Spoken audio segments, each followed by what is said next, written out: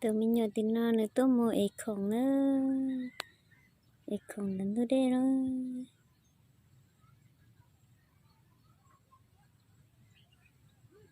tôi một tàu này thế này chỉ là tết là nhân tràn nó tọt tọt chả nhớ bố thì nó mà nó tôi giờ bàn cho cái tối rồi bố thì tư trống nó phải đem người ta là khó xé cơ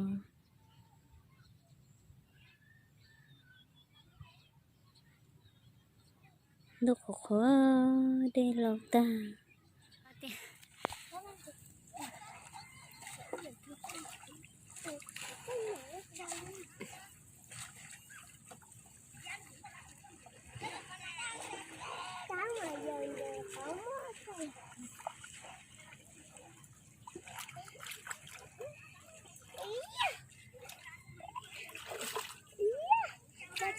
nên thuần đâu cơ rồi một soi bỏ lại chịu cho anh chúa đâu đã cũ rồi à? có mới chịu thế à? Chúng mua lên cá bó cho chú cá chưa? mới tôi chịu thế rồi có mấy tôi cá bắt cho không rồi Hả? Hay cô nơi mấy chú cá bó cho hết. Giờ phải tối đến chưa thôi rồi.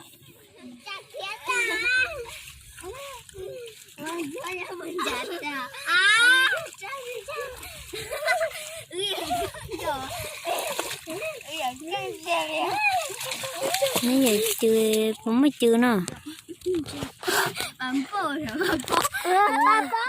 giờ giờ chân tu nhớ trâu chỉ trâu nữa khơi sẽ gì xưa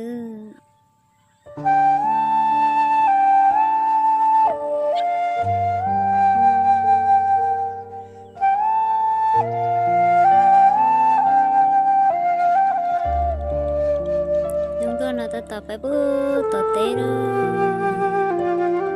khơi sẽ gì